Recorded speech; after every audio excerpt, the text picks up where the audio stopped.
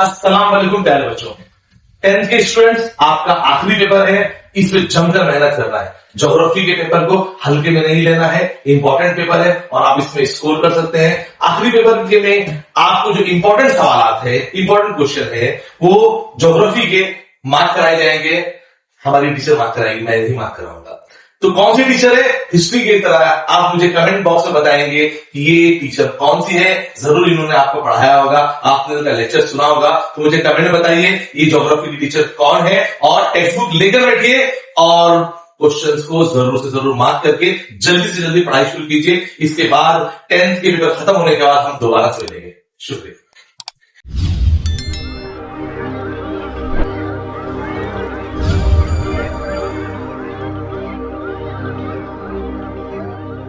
सबक नंबर 1 इलाकाई सैर, इसमें से मुख्तसर जवाब सफा नंबर 8।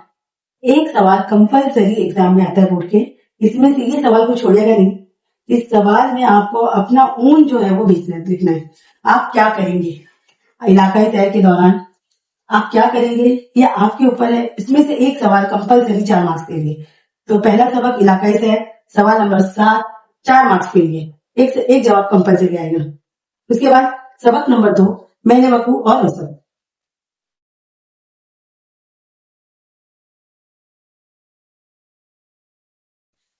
सफा नंबर 13, ये बयान दुरुस्त है या गलत, आपको लिखना है, पहचानना है और गलत बयान को सही करके लिखना है। इसके लिए ज्यादातर देखा गया है सवाल नंबर 1 में से अली और ये पूछा गया है। इसके बाद मुख्तसर जवाब, भारत और ब्राजील अपने अपने मेले वकूफ के लिहाज से किन बातों में मुख्तलिफ हैं। ये सवाल भी मुफस्सिल सवाल नंबर 7 में पूछा जाता है।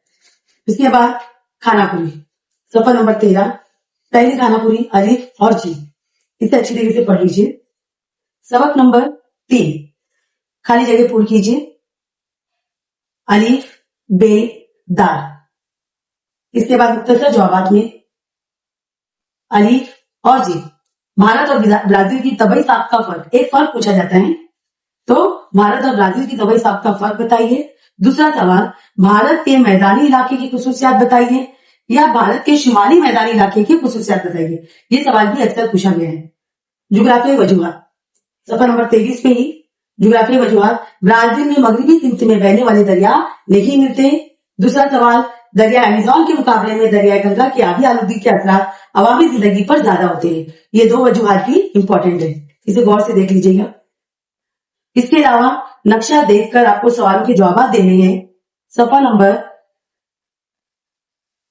34, ब्राजील का नक्शा है, यहाँ पर ये इंपॉर्टेंट है। सफा नंबर 34 पे जो नक्शा है इसे गौर से देखिए। इसमें भरने के लिए भी आप लोगों को आ जाएगा, महाराजा जजीरा अक्सर भरने के लिए आता है, पिकोटी नबीलीना भरने के लिए आएगा आपको,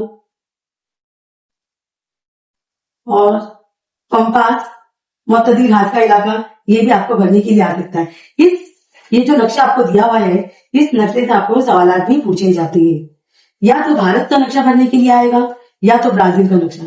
अगर भारत का नक्शा आपको भरने के लिए आता है तो ब्राजील के नक्शे को देखकर 4 मार्क्स के लिए आपको जवाब लिखने हैं।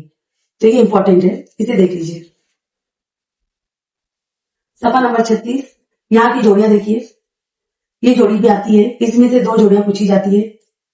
मुख्तसर जवाब, ब्राजील और भारत कौन कौन से मालियाती मसाइल का सामना करना पड़ता है।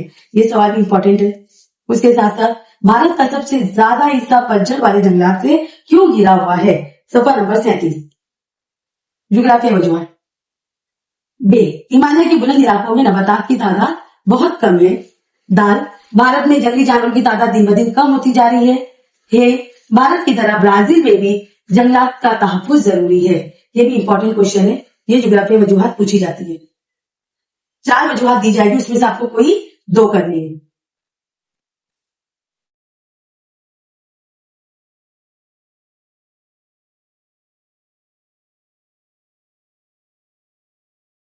सफा नंबर 40, ये जो तरसीम है, ये तरसीम देखकर जवाब लिखने 6 मार्क्स के लिए रहेंगे। तो तनासुब जिन्स, उसके बाद आबादी में इजाफे की शरह, ये तरसीम। सफा नंबर 43, अरसे हयात और फिर खानदगी की शरह। ये 4 तरसीम में से आपको कोई एक तरसीम आ सकती है जिसपे 6 सवाल पूछे जाएंगे 6 मार्क्स के लिए। या तो आपको ये करना है या फिर तरसीम बनाकर तरसीम के 3 जवाब देने। तो ये तरसीमें आती है।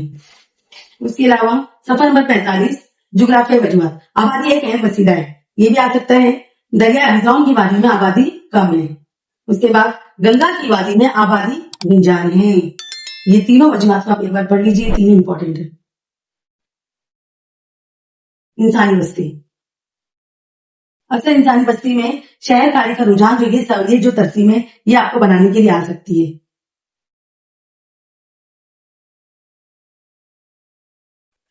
शहरी आबादी का तनासुब, इसको देखकर आपको या तो सवाल जवाब कितने आएंगे या फिर इसे भरने के लिए आपको आएगा।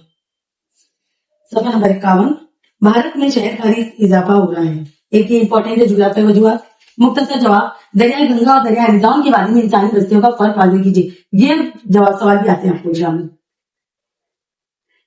मैशियत और पेशे, यहां पर कॉफी, चावल, ब्राजील का नक्शा दिया गया है। सफा नंबर 54 कॉफी, चावल, केला, संतरा, बॉक्साइट, कामलोहा, ये आपको इसकी निशानदेही करनी, किसी एक चीज का आएगा आपको निशानदेही करना है। ज्यादातर कॉफी को देख लीजिए, कॉफी और कोको इनकी पैदावार किन इलाकों में होती है वो आपको भरना है ब्राजील के नक्शे में।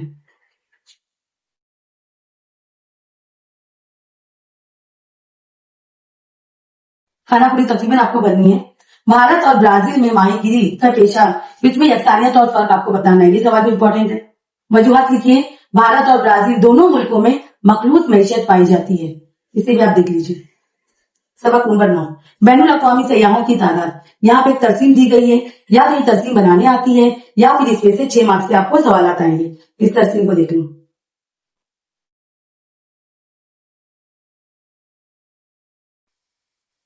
सफा नंबर 63 यहाँ पर आमदोरफ्त के रास्ते ब्राजील के, ये भी इंपॉर्टेंट है। ये इस तरीके से नक्शा आएगा और आपको इसमें से सवाल पूछे जाएंगे 6 मार्क्स के लिए, 4 मार्क्स के लिए आपको सवाल पूछे जाएंगे। सफा नंबर 64 कौमी सहराएं और अहम बंदरगाहें, ये सवाल भी आता है। इसमें भी 4 मार्क्स के सवाल रहते हैं। अगर आपको भारत का नक्शा आता है उसे देखकर आपको जवाब लिखने हैं। सफा नंबर 67 मैंने वकू और वसत, भारत का नक्शा आता है और इसमें से आपको सवाल पूछे जाते हैं। सफा नंबर 68 जुग्राफिया वजूहत, ब्राजील में मांगोल दोस्त और सयाहत को ज्यादा तरक्की दी जा रही है। ये वजूहत भी आप लोग पढ़ लीजिए। शुमाली भारत के मैदानी इलाके में रेल के रास्तों के घने जंगल, घने जाल नजर आते हैं। ये सवाल, और उसके साथ साथ नीचे जो आपको यहाँ पे जोड़ियां दी गई है, इसमें से 2 जोड़ियां कोई भी पूछी जाती है। इस तरीके से आपके सवाल ये सब इंपॉर्टेंट है, तो आप लोग इनकी तैयारी कीजिए। जज़ाकल्लाह मिस, मेरा एक सवाल था, हमारे बच्चों के सवाल थे कि उनको नक्शा पढ़ने में दुश्वारी होती है, तो कोई नक्शा आप बताएंगे जो किस तरह से पढ़ा जाता है? अक्सर बच्चों को नक्शे या तरसीब में खास तौर से, तो अगर आप वो बताएं कि तरसीब को किस तरह से पढ़ा जाता है।